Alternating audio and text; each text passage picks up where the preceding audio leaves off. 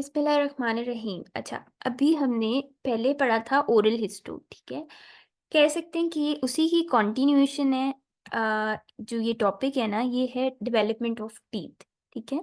अब हमने ये स्टार्ट करना है, ठीक है। इसमें ना आपके जो एम्ब्रियो वाला पोर्शन है ना कॉन्फिडेंट में, उसमें आपके एमसीक्यूज दिए हुए हैं टूथ डेवलपमेंट पे। वो मेरे ख्याल से 50 एमसीक्यूज हैं कुछ इस तरह। वो आपने इसके साथ मतलब स्लाइड्स करनी है और वो सॉल्व करने हैं जस्ट, ठीक है। जितने भी आपके डेंटल सब्जेक्ट्स हम पढ़ेंगे ना, उसमें जस्ट आपने कॉन्फिडेंट को फॉलो करना है, कॉन्फिडेंट और स्लाइड्स को, ठीक है। और जो डीएम हम जब पढ़ेंगे तो उसमें जस्ट ईशा नोट्स। अच्छा, अभी क्या है इंट्रोडक्शन, ठीक है। बेसिकली जब भी हमारी टीथ की डेवलपमेंट होती है तो वो किस तरह से बनने स्टार्ट होते हैं कि जो आपका एल्वेलर प्रोसेस होता है ना, उसके अंदर लोकलाइज थिकनिंग बननी स्टार्ट होती है, जिसको हम कहते हैं डेंटल लैमिना, ठीक है। बेसिकली जैसे इस डायग्राम में भी शो किया है कि पहले टंग की डेवलपमेंट होती है, वो तो हम आगे एम्ब्रियो में पढ़ेंगे। तो बेसिकली आपकी दांत जो है ना, वो एल्वेलर प्रोसेस के अंदर बनने स्टार्ट होते हैं in the form of dental lamina, ठीक है। फिर बेसिकली ये जो डेंटल लैमिनाज होते हैं ना, ये 10 इन नंबर बनते हैं। मतलब जितने दांत बनने हैं ना, उसी के हिसाब से आपकी डेंटल लैमिनाज बनेंगे। जो बेबी टीथ होते हैं, मिल्क टीथ होते हैं, वो टोटल 10 होते हैं ना वन आर्च में। तो इसलिए आपके जो डेंटल लैमिनाज होंगे वो भी टोटल 10 इन नंबर्स होंगे। जैसे इस डायग्राम में भी शो किया हुआ है कि ये आपके 10 जो हैं डेंटल लैमिनास बनेंगे, जिससे दांत बनना स्टार्ट होगा। अब इसमें एमसीक्यू ये पूछते होते हैं कि जो बेबी टीथ है या मिल्क टीथ है, वो आपका कब बनना स्टार्ट होता है। तो वो आपका बनना स्टार्ट होता है 6 वीक ऑफ इंट्रा यूटिलाइन लाइफ में, ठीक है। 6 वीक ऑफ डेवलपमेंट में आपके जो डेंटल लैमिना है वो उसकी फॉर्मेशन स्टार्ट हो जाती है। अच्छा, अब अगर यहाँ से हम देखें तो ये बेसिकली जब भी टीथ की फॉर्मेशन होती है, आपकी डिफरेंट स्टेजेस होती हैं, ठीक है। सबसे पहले हमने पढ़ा कि डेंटल लैमिना आपका बनता है, फिर बड स्टेज होती है, फिर कैप, बेल और फिर इरप्शन स्टेज। इसको हम बारी बारी इस डायग्राम से भी देखते हैं और आगे से भी डिस्कस कर लेते हैं थ्योरी में भी। अच्छा, सबसे पहली जो स्टेज होती है उसमें आपका क्या होता है, वो इनिशिएशन स्टेज है, वो जिसमें डेंटल लैमिना बन रहा है। इसका मैंने बता दिया। एक तो टाइम आपने याद करना है कि 6 वीक ऑफ डेवलपमेंट में आपकी टूथ डेवलपमेंट स्टार्ट होती है, ठीक है। उसमें बेसिकली होता क्या है कि जो आपकी ऊपर एपिथेलियम है ना, एल्वुलाई जो होता है, आपका एल्वुलस जो होता है, उसके ऊपर एपिथेलियम होती है, ठीक है। उसमें आपका क्या होता है कि जो नीचे के एक्टोमीजेनकाइम है, वो अंडरलाइन एक्टोडर्म को प्रोलिफरेट करता है, डेंटल लैमिना बनाता है, ठीक है। अब जब भी इस स्टेज में कोई भी डिफेक्ट होगा तो आपका एनोडोंशिया हो सकता है या सुपरन्यूमिटीज हो सकता है। मींस कि आपका देखें, जो ये वाली स्टेज है ना इनिशिएशन, इसमें क्या हो रहा है, डेंटल लैमिना बन रहा है। तो हो सकता है कि डेंटल लैमिना अगर बने ही ना तो आपका क्या होगा, एनोडोंशिया हो जाएगा, वो दांत ही नहीं बनेगा। या डेंटल लैमिना अगर एक्स्ट्रा बन जाए तो क्या होगा, सुपरन्यूमिटीज हो जाएगा, ठीक है। अब जैसे इस डायग्राम में भी शो किया हुआ है कि नीचे एक्टोमीसेनकाइम होता है, वो एपिथेलियम को प्रोलिफरेट करवाता है और डेंटल लैमिना बनाता है, ठीक है। तो अब इसमें से क्वेश्चंस क्या आते हैं कि एक तो दांत की फॉर्मेशन कौन से टाइम पे स्टार्ट हुई है, तो 6 वीक्स ऑफ डेवलपमेंट में, ठीक है। और ये पता होना चाहिए कि जब भी आपका डिफेक्ट होगा इस स्टेज में तो क्या होगा, एनोडोंशिया हो सकता है या सुपरन्यूमरी टीथ हो सकता है, ठीक है। अब सेकेंड स्टेज जो हमारी होती है वो बड स्टेज होती है। जैसे इसमें भी शो किया हुआ है कि डेंटल लैमिना के बाद जो बड स्टेज है उसमें आपका क्या होता है कि ये जो डेंटल लैमिना बना है ना, ये बड की फॉर्म इख्तियार कर लेगा, ठीक है। तो अब सर एंडोडोंशिया और सुपरन्यूमरी, ओके। यानी कि अगर डेंटल लैमिना बना ही नहीं तो एनोडोंशिया हो जाएगा, वो दांत ही नहीं बनेगा। अगर डेंटल लैमिना ज्यादा बन गया तो सुपरन्यूमरी टीथ हो जाएंगे। जी ठीक है, ओके। अच्छा, नेक्स्ट है जी आपका बर्ड स्टेज। अब बर्ड स्टेज का भी टाइम पूछते हैं कि अब इनिशिएशन स्टार्ट हुई थी 6 वीक ऑफ डेवलपमेंट में, अब 8 वीक्स में आपकी बर्ड स्टेज स्टार्ट होगी, ठीक है। इसमें क्या होगा, आपकी टूथ की बर्ड की फॉर्मेशन होगी, ठीक है। अब इसमें क्या होता है कि बेसिकली जो एपिथेलियल सेल्स हैं वो एक्टोमीसेनकाइम में प्रोलिफरेट होना शुरू हो जाते हैं। उसमें भी यही हो रहा था कि डेंटल लैमिना में क्या हो रहा था कि आपका डेंटल लैमिना बन रहा था, एपिथेलियल सेल्स प्रोलिफरेट हो रहे थे। अब वो थोड़े ज्यादा प्रोलिफरेट होंगे तो वो बड की फॉर्म इख्तियार कर लेंगे और इसको हम कहेंगे बड स्टेज, ठीक है। बस इसमें सिर्फ बड फॉर्मेशन होती है और कुछ खास नहीं होता। जैसे इस डायग्राम में भी शो किया हुआ है कि टूथ की बड बनना शुरू हो जाती है। नेक्स्ट है जी आपकी कैप स्टेज। अब कैप स्टेज कब होती है? 9 वीक ऑफ डेवलपमेंट में। 6 वीक में आपकी इनिशिएशन थी, 8 वीक्स में आपकी बर्थ स्टेज थी, 9 वीक्स में आपकी कैप स्टेज थी। ठीक है।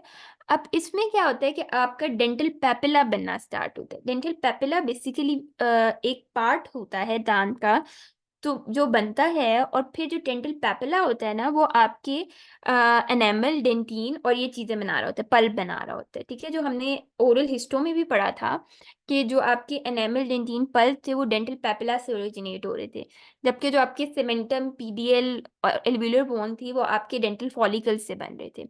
तो बेसिकली जो डेंटल पेपिला है ना, ये कैप स्टेज में बन रहा होता है। ठीक है। और ये क्या बनाता है? आपके अमीलोब्लास्ट बनाता है, जो बाद में आपकी क्या बनाएगी? डेंटिन बनाएगी। और ओडोंटोब्लास्ट बनाता है, जो बाद में आपके एनेमल बनाएंगे। यानी कैप स्टेज में ना आपके सेल्स बनना स्टार्ट हो जाते हैं टूथ फॉर्मेशन के, अमीलोब्लास्ट और ओडोंटोब्लास्ट। ठीक है। अब बेसिकली आपका क्या होता है कि इसमें ना आपके जो एनेमल बनता है जब, तो उसमें क्या होता है, अमीलोब्लास्ट जब बनते हैं ना, तो उसमें एक होता है इनर एनेमल एपिथेलियम जो अंदर की तरफ होगा, एक बाहर की तरफ होता है आउटर एनेमल एपिथेलियम। इनके दरमियान में एक होता है स्टीलेट रेटिकुलम। ठीक है। अब जो स्टीलेट रेटिकुलम है उसके सेल्स जो हैं इसमें कंडेंस होना स्टार्ट हो जाते हैं डेंटल पेपिला के अंदर, और इनको उस टाइम पे कहते हैं एनामल नॉट। ठीक है। ये भी एक एमसीक्यू आता होता है कि एनामल नॉट क्या है। ठीक है। तो आपके जो स्टीलेट रेटिकुलम है उसके सेल्स की जो पैकेजिंग होती है उसको डेंटल एनामल नॉट कहते हैं। ठीक है। अच्छा, अब इस स्टेज में जो भी डिफेक्ट होगा वो आपका क्या कराएगा? जेमिनेशन करवाएगा, फ्यूजन करवाएगा, डेंस इंडेंटी और ट्यूबरकल्स कराएगा। ठीक है। जेमिनेशन क्या होता है कि दो दांत आपके फ्यूज कर जाते हैं आपस में। फ्यूजन में भी वही होता है। फ्यूजन में ये होता है कि फुल दांत फ्यूज करते हैं, जेमिनेशन में जस्ट क्राउन्स फ्यूज करते हैं। डेंस इंडेंटी में क्या होता है कि डेंटिन आपकी उसका डिफेक्ट होता है, क्योंकि ये बेसिकली दांत को फॉर्म कर रहा है ना, एनेमल और डेंटिन को। तो इसमें इसलिए डेमिनेशन, फ्यूजन, डेंस इंडेंटी ये वाले डिफेक्ट होंगे।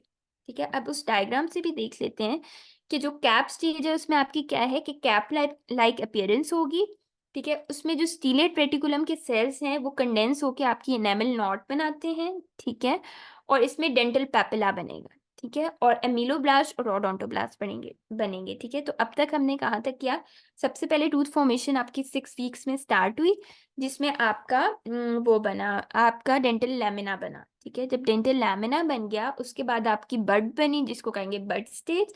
फिर कैप स्टेज में आपका क्या हुआ? ओडोंटोब्लास्ट और अमीलोब्लास्ट बने, यानी टूथ फॉर्मिंग सेल्स बन गए।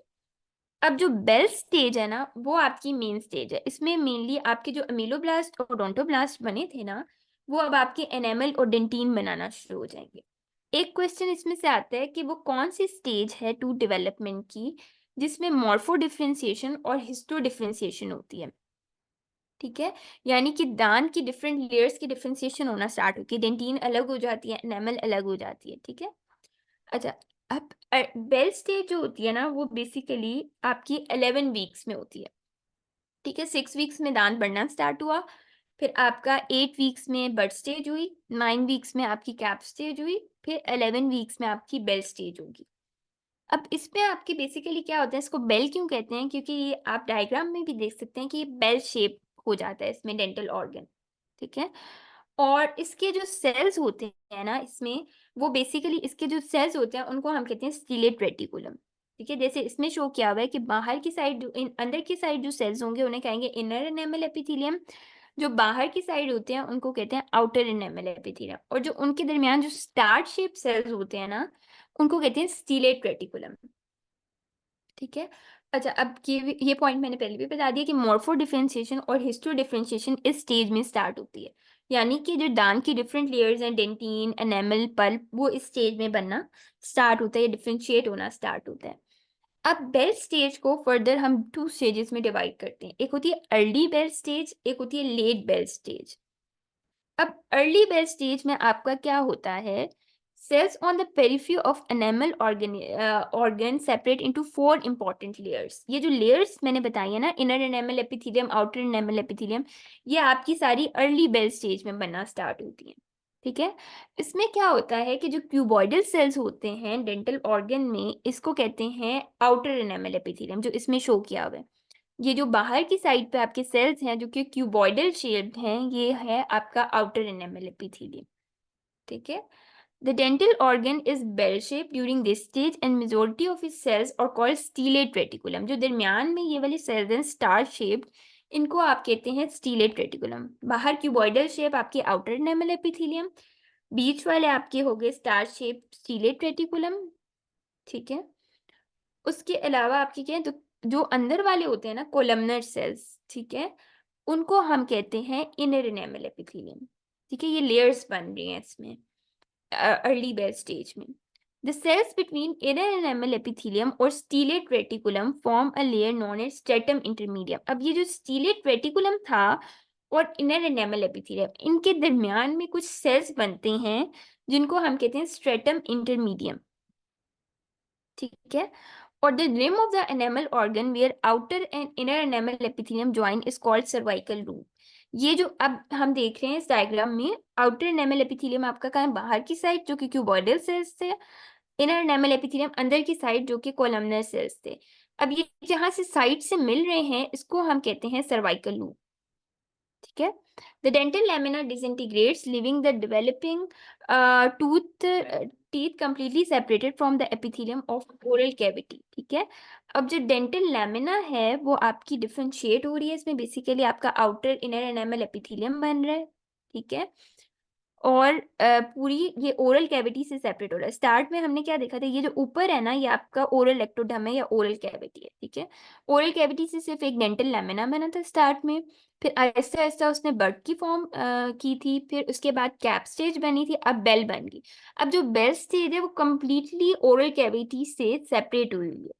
ठीक है, The remnants of this dental lamina may persist, which is called cell rest of series. ठीक है, अच्छा अब ये जो डेंटल लैमिना है ना आपका, इसके रेमनेंट्स कुछ रह जाते हैं जिसको कहते हैं सेल रेस्ट ऑफ सीरीज. ठीक है, जो कि हमने पढ़ा था कि डिफरेंट तरह के अगर ये रेमनेंट्स रह जाएं तो सिस्ट भी बन जाती हैं. नेक्स्ट है आपकी लेट बेल स्टेज, जिसको हम क्राउन स्टेज भी कहते हैं या मेचुरेशन स्टेज भी कहते हैं. इसमें बेसिकली क्या होता है कि आप हमने देखा था कि कैप स्टेज में ओडोंटोब्लास्ट और एमिलोब्लास्ट बनना स्टार्ट हो गए. अब इस स्टेज में क्या होगा कि उनकी मिनरलाइजेशन स्टार्ट हो जाएगी, यानी एनेमल और डेंटिन बनना स्टार्ट हो जाएगा. ठीक है, जब हमने ओरल हिस्टो भी पढ़ी थी उसमें भी हमने एनेमल फॉर्मेशन और डेंटिन फॉर्मेशन को अलग अलग डिस्कस किया था कि ओडोंटोब्लास्ट से किस तरह से आपका एनेमल बन रहा होता है और डेंटिन किस तरह से अमीलोब्लास्ट से बन रहा होता है. ठीक है, अब बेसिकली इसमें क्या होता है कि जो इनर एनेमल एपिथेलियम है वो चेंज करेगा अपनी शेप. पहले इनर एनामल एपिथेलियम आपका क्या था, क्यूबॉइडल था. ठीक है, अब वो क्या करेगा, अपनी शेप चेंज करके कोलमनर बन जाएगा और इसके जो न्यूक्लियस है वो भी शिफ्ट हो जाएगा. ठीक है, अंदर की तरफ स्ट्रेटम इंटरमीडियम की तरफ. डॉक्टर उस ना इनर एनामल एपिथेलियम तो पहले कोलमनर था. इनर एनामल एपिथेलियम जो है उसके यहाँ कोलमनर सेल्स होते हैं. वो उन्होंने ओवरऑल लिखा हुआ है कि कोलम पहले क्यूबॉइडल ही होता है लेकिन बाद में कोलमनर बनता है, तो इसमें इन्होंने ओवरऑल ही लिख दिया कि कोलमनर है. लेकिन जो क्योंकि ये आपके दोनों होते हैं ना वो एमसीक्यू आता स्टार्ट होता है, जैसे इस तरीके का ना एमसीक्यू एक आता होता है कि कौन से टाइप्स ऑफ सेल होते हैं. तो जो आपका आउटर होता है ना वो बेसिकली आपका ये होता है, जो आउटर होता है वो क्यूबॉइडल होता है. इनर भी स्टार्ट में क्यूबॉइडल होता है लेकिन बाद में कोलमनर होता है. अगर खाली पूछे ना कि इनर एनामल एपिथेलियम कौन सा है तो कोलमनर ही करेंगे. मतलब कि क्यूबॉइडल वो बिल्कुल स्टार्ट में होता है लेकिन वो बहुत इंटरमीडिएट स्टेज होती है थोड़ी देर के जी लिए. ठीक. जी ठीक है. ओके. तो मेनली आपका जो आउटर है वो क्यूबॉइडल है, जो इनर है वो कोलमनर है. ठीक है, अच्छा अब लेट बेल स्टेज में आपका क्या हुआ कि इनर जो है वो कोलमनर में कन्वर्ट होता है जिसकी वजह से उसमें आपकी चेंजेस आते हैं. The adjacent layer of cells in the dental papilla suddenly increases in size and differentiate into odontoblasts. अब क्या होता है कि ये यही जो सेल्स होते हैं ये आपके ओडोंटोब्लास्ट बनाते हैं जो कि बाद में आपकी डेंटिन बनाता है, डेंटिन फॉर्मेशन करता है. ठीक है, जो इनर एनामल एपिथेलियम है और ओडोंटोब्लास्ट जो है ये बनती है कस्ट टिप्स तक. ठीक है, क्योंकि डेंटिन हमने पढ़ा है ना, मेंटल डेंटिन फॉर्मेशन जो होती है वो मेनली बाहर से स्टार्ट होती है. ठीक है, तो वहां पर ये ओडोंटोब्लास्ट